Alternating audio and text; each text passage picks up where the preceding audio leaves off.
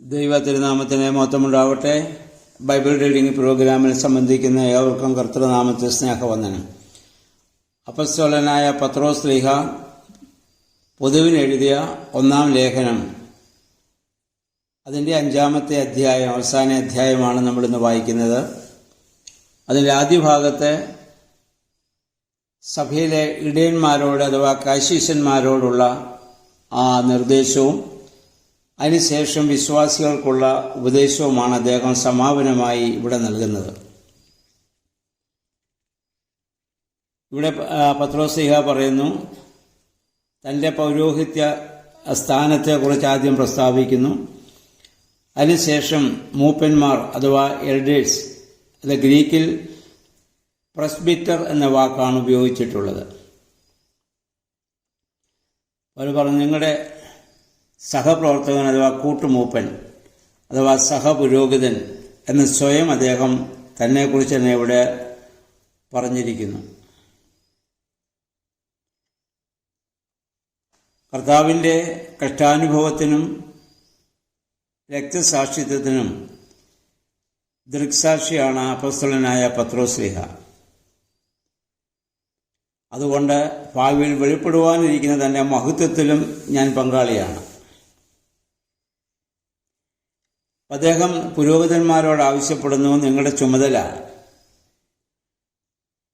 അജഗണത്തെ വേദാനുസരണമുള്ള പുൽമേടുകളിൽ നിങ്ങൾ മേയിക്കണം. അവരെ അങ്ങനെ ആ രീതിയിൽ ആധ്യാത്മികമായ രീതിയിൽ വഴി നടത്തുക എന്നുള്ളതാണ് ഒന്നാമത്തെ ഉത്തരവാദിത്വം. അവർക്ക് ആധ്യാത്മികമായ ആഹാരം, ആത്മീയ ആഹാരം അവർക്ക് നൽകുക, അവരെ അന്വേഷിക്കുക, ദൈവഹിതത്തിനനുസരിച്ച് അവരെ വഴി നടത്തുക. ഇതൊക്കെയും ഒരു പുരോഹിതൻ്റെ കർത്തവ്യമാണ്, കാശീശന്മാരുടെ വലിയ ചുമതലയാണ്. ഇവിടെ 2-ാം വാക്യത്തിൽ ഒരു പുരോഹിതന് ആവശ്യമായ അല്ലെങ്കിൽ ഒരു പൗരോഹിത്യ സേവനത്തിന് ആവശ്യമായ കാര്യങ്ങളെപ്പറ്റിയും ചെയ്യാൻ പാടില്ലാത്ത കാര്യങ്ങളെക്കുറിച്ചും അദ്ദേഹം ഇവിടെ ഓർമ്മപ്പെടുത്തുന്നുണ്ട്. ഒന്നാമത്, ഒരു പുരോഹിതന് ആവശ്യമായിരിക്കുന്ന ഘടകം, ഒന്ന്, പൂർണ്ണ മനസ്സോടെ ശുശ്രൂഷ ചെയ്യണം. ആരുടെയും പ്രേരണയാലല്ല. എന്തെങ്കിലും പ്രേരണയുണ്ടെങ്കിൽ അത് പരിശുദ്ധാത്മാവിൻ്റെ പ്രേരണ മാത്രം. അരുതാത്തത് ഒരിക്കലും അത് നിർബന്ധപൂർവം ആകരുത്. ആരെങ്കിലും നിർബന്ധിച്ചതിൻ്റെ പേരിൽ അതാകരുത്. അതുപോലെ തന്നെ ആരെയും നമ്മൾ ഒരു കാര്യത്തിലും നമ്മൾ നിർബന്ധിക്കാനും പാടില്ല. രണ്ടാമത് പറയുന്നു, ചെയ്യുന്ന പ്രവർത്തനങ്ങൾ പൂർണ്ണ ഹൃദയത്തോടുകൂടി ചെയ്യണം, ആത്മസംതൃപ്തിയോടെ. ഞാൻ ചെയ്യുന്നത് എൻ്റെ ശുശ്രൂഷയാണ്, എൻ്റെ കർത്തവ്യമാണെന്നുള്ള ആ പൂർണ്ണ ഹൃദയത്തോടെ, ദൈവത്തെ സ്നേഹിച്ചുകൊണ്ട് പൂർണ്ണ ഹൃദയത്തോടെ ശുശ്രൂഷ ചെയ്യാൻ സാധിക്കണം.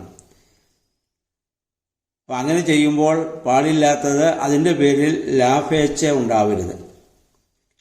ധനസമ്പാദന മാർഗമായോ അല്ലെങ്കിൽ അതുകൊണ്ട് എന്തെങ്കിലും എനിക്ക് നേട്ടം ലഭിക്കുന്നതിന് വേണ്ടിയിട്ടുള്ള സ്വാർത്ഥ ചിന്തയോടുകൂടി ഒരിക്കലും അത് ശുശ്രൂഷ ചെയ്യാൻ പാടില്ല. മൂന്നാമത് ഇവിടെ പത്രോസ് ശ്ലീഹ ഇവിടെ പറയുന്നു, പുരോഹിതന്മാർ മറ്റുള്ളവർക്ക് നല്ല മാതൃകയായിരിക്കണം. അധികാരമോഹം അങ്ങനെയുള്ളതായ യാതൊരു മ്ലേച്ഛതകളും പൗരോഹിത്യ ശുശ്രൂഷയിൽ പാടില്ലാത്തതാണ്. പക്ഷേ ഇന്ന് നമുക്കറിയാം, സഭകളിലൊക്കെയുള്ള എല്ലാ സഭകളിലുമുള്ള പ്രശ്നം ഈ അധികാരമോഹവും സമ്പത്തും ഒക്കെയാണ് ഏറ്റവും കൂടുതൽ ഇന്ന് സഭയുടെ ശാപമായിട്ട് മാറിയിരിക്കുന്നത്. ഇത് രണ്ടുമായിരുന്നു കർത്താവിൻ്റെ ആ മരുഭൂമിയുടെ പരീക്ഷയിൽ മൂന്നാമത് പിശാചവനെ ഉയർന്ന മലയിൽ കൊണ്ടുപോയി ലോകത്തുള്ള സമ്പത്തുകളും അധികാരങ്ങളും കാണിച്ചിട്ട് എന്നെ നമസ്കരിച്ച് ഇതൊക്കെ തരാമെന്ന് പറഞ്ഞു. കർത്താവ് എന്ന് പറഞ്ഞത്, സാത്താനെ, എന്നെ വിട്ടുപോകും.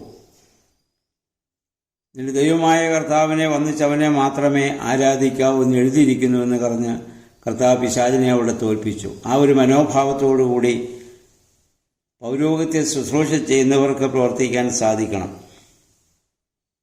അങ്ങനെ നിങ്ങൾ ആത്മാർത്ഥതയോടുകൂടി, നീതിബോധത്തോടുകൂടി, ദൈവിക സ്നേഹത്തോട് പ്രവർത്തിക്കുമ്പോൾ നിങ്ങളുടെ പ്രതിഫലം എന്താണ്? വാടാത്ത കിരീടം ദൈവം നിങ്ങൾക്ക് നൽകും.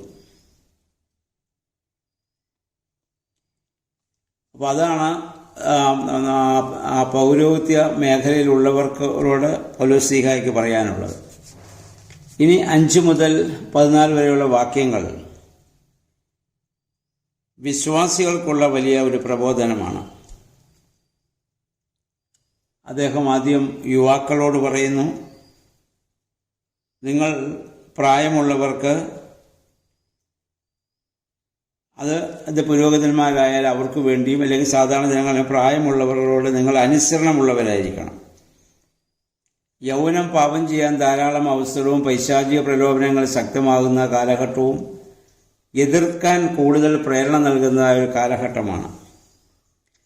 അതുകൊണ്ടാണ് യുവാക്കന്മാരെ പ്രത്യേകം അഭിസംബോധന ചെയ്തുകൊണ്ട് പറയുന്നത്, നിങ്ങൾ അനുസരണം മറ്റുള്ളവർക്ക് അല്ലെങ്കിൽ നിങ്ങളെക്കാൾ മുതിർന്നവർക്ക് നിങ്ങൾ വിധേയപ്പെട്ട് ജീവിക്കാൻ പ്രവർത്തിക്കാൻ നിങ്ങൾ അത് തയ്യാറാകണം.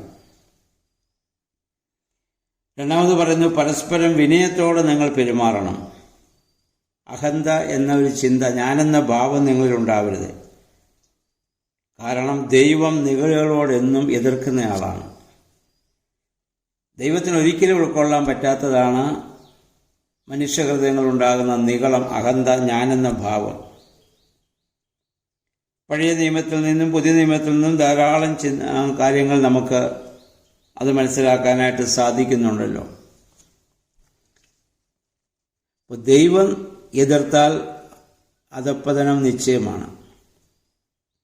താഴ്മയുള്ളവരെയാണ് ദൈവം എപ്പോഴും ഉയർത്തുന്നത്.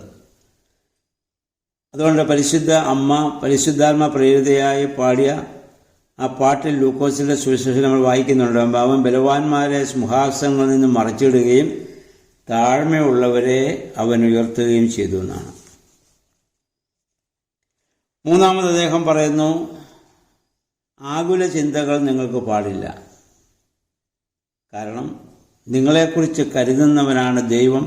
ദൈവത്തിന് നിങ്ങളെക്കുറിച്ച് കരുതലുണ്ട്. ആ ദൈവകരങ്ങളിൽ നിങ്ങൾ സമർപ്പിക്കുന്നുവെങ്കിൽ നിങ്ങൾക്ക് യാതൊരു ആകുല ചിന്തയ്ക്കും അവിടെ പിന്നെ സ്ഥാനമില്ല.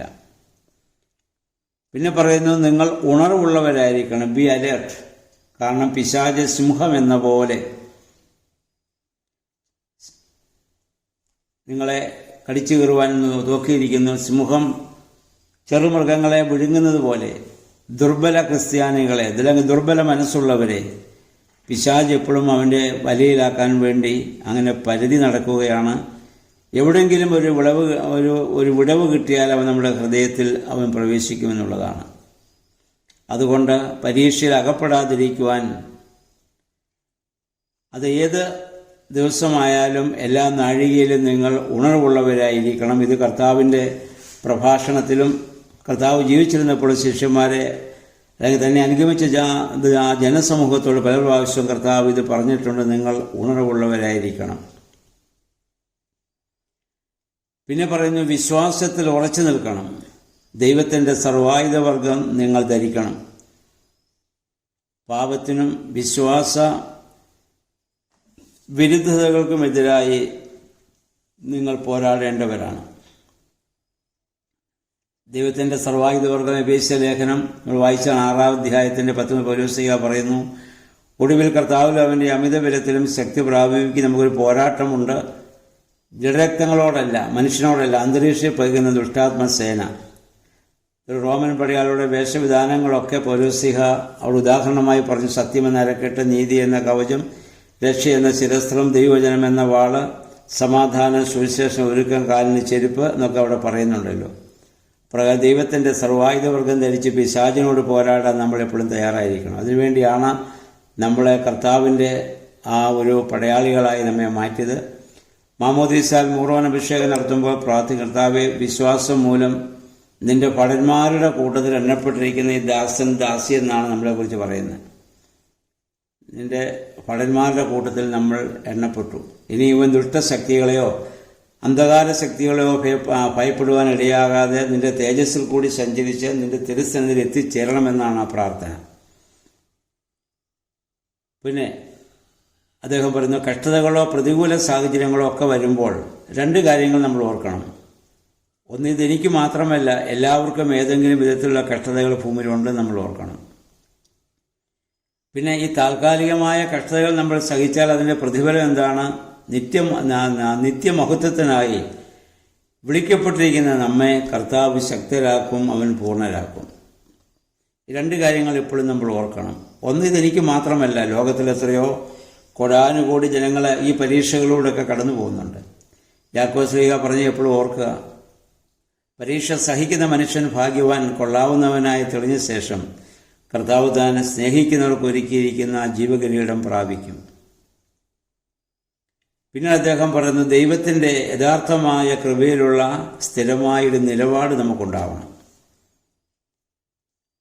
അവസരത്തിനൊത്ത് മാറിയും മറിഞ്ഞും നമ്മൾ വിശ്വാസപരമായ കാര്യങ്ങൾ ചഞ്ചല ഹൃദയത്തോട് ഒരിക്കലും നിൽക്കാൻ പാടില്ല. ഒരു കർത്താവ് നേരത്തെ പറഞ്ഞതുപോലെ കലപ്പയ്ക്ക് കൈവച്ചിട്ട് പുറകോട്ട് നോക്കുന്നവൻ സ്വർഗരാജ്യത്തിന് കൊള്ളാവുന്നവനല്ല. ചഞ്ചല ഹൃദയം, ഫ്ലെക്സിബിൾ ഹാർട്ട്, അങ്ങനെയുള്ളവർക്ക് ഒരിക്കലും ദൈവരാജ്യം അവകാശമാക്കാൻ സാധിക്കുകയില്ല.